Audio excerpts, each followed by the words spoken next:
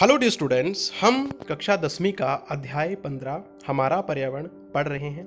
आज हम इसका पार्ट 2 डिस्कस करेंगे। पार्ट 1 में हमने जाना था पर्यावरण शब्द का अर्थ और परितंत्र और उसके प्रकार। इस वीडियो में हम मुख्य रूप से पढ़ेंगे खाद्य श्रृंखला और different kind of food chain. इससे पहले हम इसको शुरू करें, कुछ टर्म्स दोबारा से हम पढ़ेंगे जो हमने वीडियो 1 में भी जो वो डिस्कस करे थे। तो हमने पढ़ा था कि परितंत्र के घटक दो प्रकार के घटक होते हैं, एक अजैविक घटक और दूसरे जैविक घटक। अजैविक घटक में जैसे हमारी भूमि, जल, हवा आदि, और जैविक घटक में क्या आए थे? पौधे और जानवर। तो इनको हम आगे 3 भागों में डिवाइड कर सकते हैं, उत्पादक, उपभोक्ता और अपघटक। उपभोक्ता आगे 4 प्रकार के होते हैं, शाकाहारी, मांसाहारी, सर्वाहारी और परजीवी। अब आइए डिटेल से देखते हैं कि आहार के आधार पर हम जैविक घटकों को किस प्रकार से बांटते हैं। तो मैंने पहले ही कहा कि 3 प्रकार, उत्पादक, उपभोक्ता और अपघटक। अब उत्पादक क्या होते हैं? सभी हरे पौधे और नीले हरे शैवाल जो अकार्बनिक पदार्थों से व सूर्य की रोशनी का इस्तेमाल करके अपना खाना स्वयं बना सकते हैं, उनको हम क्या कहते हैं? उत्पादक कहते हैं। ठीक है, जैसे हरे पौधे या नीले हरे शैवाल। उपभोक्ता ऐसे जीव जो अपने निर्वाह के लिए परोक्ष या अपरोक्ष रूप से उत्पादकों पर निर्भर करते हैं, उनको हम क्या बोलेंगे? उपभोक्ता।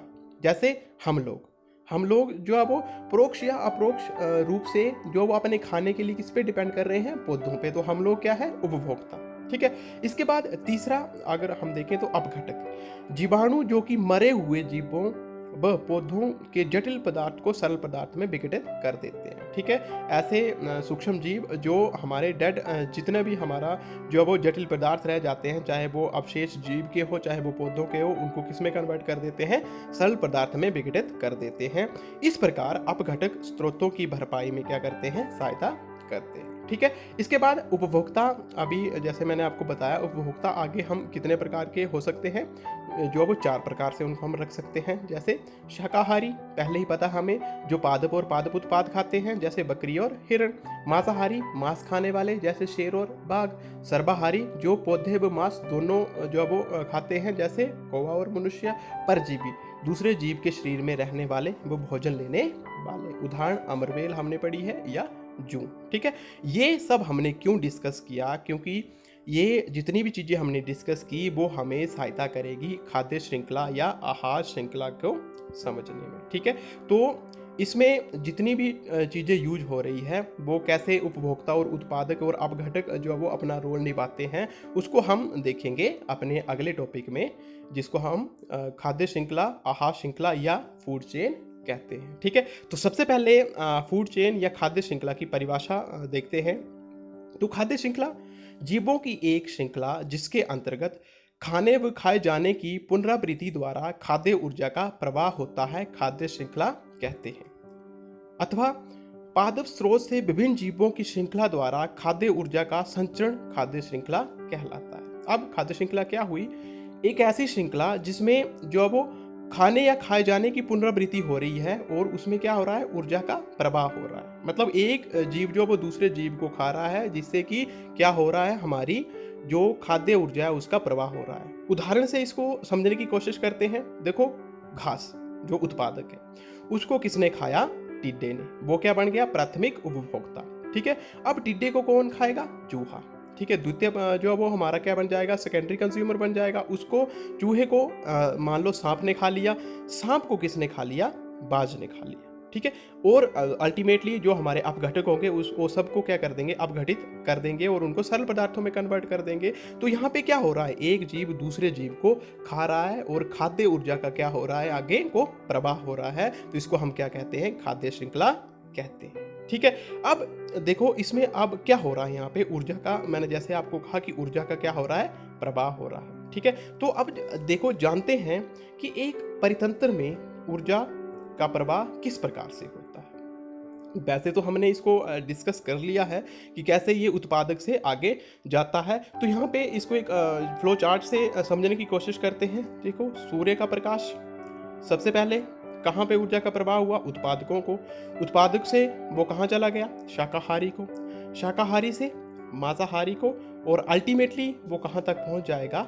शीर्ष मांसाहारी तक। ठीक है, मतलब उत्पादक, उपभोक्ता और जो हमारे अपघटक है उनके बीच में एक जो हमारा एक परितंत्र है उसमें क्या हो रहा है, निरंतर जो हमारी ऊर्जा है उसका क्या हो रहा है, एक प्रवाह हो रहा है जो एक स्तर से दूसरे स्तर की ओर जा रहा है। अब खाद्य श्रृंखला से जुड़े महत्वपूर्ण तथ्य के बारे में जानते हैं। पहला, एक स्थलीय परितंत्र में हरे पौधे की पत्तियों द्वारा प्राप्त होने वाली सौर ऊर्जा का लगभग 1% भाग खाद्य ऊर्जा में परिवर्तित होता है। बहुत इंपॉर्टेंट है, जितनी भी सूर्य की रोशनी पत्ती जो है वो कंज्यूम कर रही है उसका लगभग 1% भाग जो है वो खाद्य ऊर्जा में परिवर्तित किया जाता है। ठीक है, जब हरे पौधे प्राथमिक उपभोक्ता द्वारा खाए जाते हैं तो ऊर्जा की बड़ी मात्रा का पर्यावरण में ऊष्मा के रूप में अहास होता है।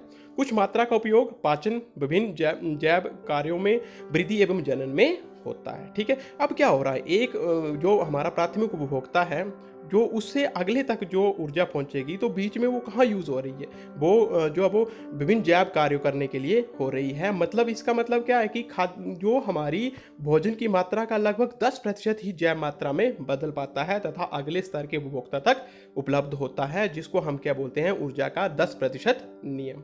ठीक है, अतः हम कह सकते हैं कि प्रत्येक स्तर पर उपलब्ध कार्बनिक पदार्थों की मात्रा का औसतन 10% ही उपभोक्ता के अगले स्तर तक पहुंचता है, जिसको 10% नियम कहते हैं ऊर्जा का। मतलब एक पोषी स्तर से दूसरे पोषी स्तर तक कितनी ऊर्जा का प्रवाह होगा, सिर्फ 10% का प्रवाह होगा। ठीक है, बीच में उसको कंज्यूम वो होती रहती है। ठीक है, इसके बाद आप देखो, खाद्य श्रृंखला के प्रत्येक स्तर अथवा कड़ी या जीव को पोषण स्तर या पोषी स्तर या ट्रॉफिक लेवल कहा जाता है। ठीक है, जो एक जैसे हम उत्पादक है, जैसे उपभोक्ता है, ठीक है, उनको क्या बोला जाएगा, एक पोषी स्तर या ट्रॉफिक लेवल इसको कहा जाता है। ठीक है, इस खाद्य श्रृंखला के एक किनारे पर हरे पादप अर्थात उत्पादक, जबकि दूसरे किनारे पर अपघटक होते हैं। मैंने पहले ही कहा, शुरू कहाँ से होगी खाद्य श्रृंखला, जो पादप है, जो उत्पादक कहलाते हैं, उनसे शुरू होकर अपघटक जो हमारे होंगे वहां तक ये जाएगी। इन दोनों के मध्य विभिन्न स्तर के उपभोक्ता स्थित होते हैं। ठीक है, एक खाद्य श्रृंखला के विभिन्न पोषण स्तर को क्रमशः T1, T2, T3 या प्रथम पोषण स्तर, द्वितीय पोषण स्तर, तृतीय पोषण स्तर आदि के रूप में प्रदर्शित किया जाता है। ठीक है, इनके बीच जितने भी उपभोक्ता होंगे या उनको जो खाद्य श्रृंखला के विभिन्न पोषण स्तर होंगे उनको प्रथम पोषण स्तर या द्वितीय पोषण स्तर, तृतीय पोषण स्तर के रूप में क्या किया जाता है, प्रदर्शित किया जाता है। अब हम पढ़ेंगे खाद्य श्रृंखला के प्रकार, टाइप्स ऑफ फूड चेन। तो 3 प्रकार की प्रकृति में हमें खाद्य श्रृंखलाएं देखने को मिलती है। पहली है परभक्षी खाद्य श्रृंखला या शाकवर्ती खाद्य श्रृंखला, दूसरी परजीवी खाद्य श्रृंखला और तीसरी है हमारी मृतजीवी या अपरदी खाद्य श्रृंखला।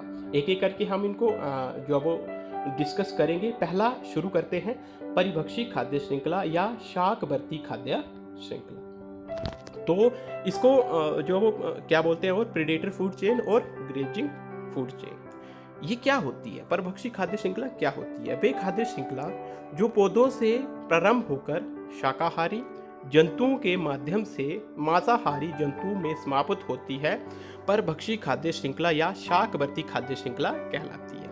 ऐसी खाद्य श्रृंखला जो होगी, जो हमारे पौधे हैं वहाँ से आरंभ होगी और इस प्रकार की जो हमारी खाद्य श्रृंखला होगी उसका जो प्राथमिक उपभोक्ता होगा वो शाकाहारी रहेगा और द्वितीय और तृतीय जो हमारे उपभोक्ता होंगे वो क्या होंगे, मांसाहारी होंगे। इस प्रकार की खाद्य श्रृंखला को हम क्या बोलेंगे, परभक्षी खाद्य श्रृंखला कहेंगे। उदाहरण, घास, टिड्डा, मेंढक और सांप। ठीक है, उत्पादक घास है, टिड्डा शाकाहारी, उसने क्या बनाया, प्राथमिक जो हमारा पोषी स्तर होगा, दूसरा जो हमारा दूसरा और तीसरा जो हमारे उपभोक्ता रहेंगे वो मांसाहारी है। वैसे ही घास, टिड्डा, छिपकली और बाज, और तीसरा एग्जाम्पल है हरे पौधे, चूहे, सांप और बाज।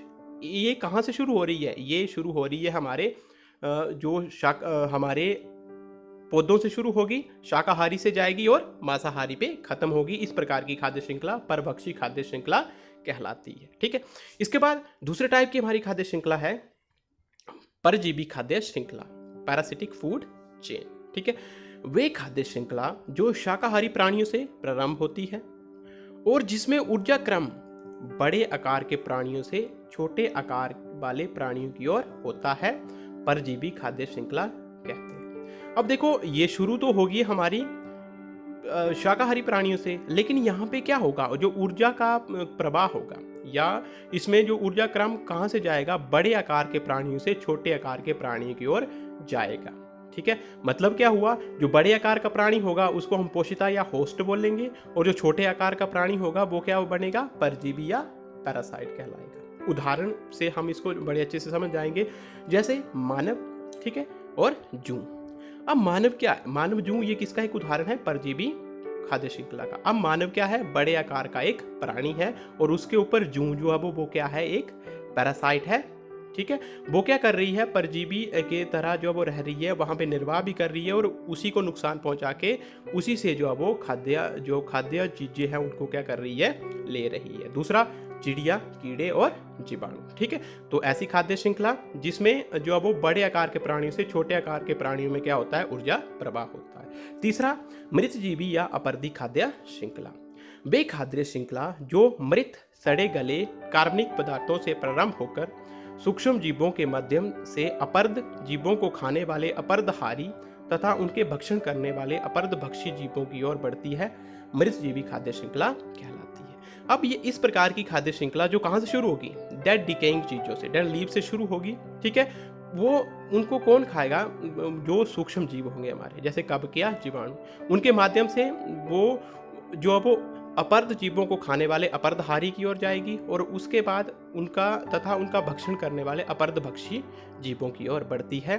उस प्रकार की खाद्य श्रृंखला मृतजीवी खाद्य श्रृंखला कहलाती है। उदाहरण देखो, मृत कार्बनिक पदार्थ उसको हम क्या कहते हैं, अपरद। उसको खाया केंचुए ने, जो सूक्ष्म जीव, उस केंचुए को मेंढक ने, मेंढक को सर्प ने, और आगे बाज या चिड़िया। उसी तरह से अपरद से घोंगा, घोंगे से जो झाऊ चूहा, और उससे उल्लू। तो यहाँ पे क्या हो रहा है, ये डेड लीव से शुरू हो रही है या अपरद से शुरू हो रही है, और आगे जो है वो सूक्ष्म जीवों के माध्यम से अपरदभक्षी की ओर जा रही है। ठीक है, इस तरह से आज हमने जो है वो आहार श्रृंखला और इसके विभिन्न टाइप्स के बारे में पढ़ा। अगली वीडियो में हम आहार जाल के बारे में पढ़ेंगे। Thank you.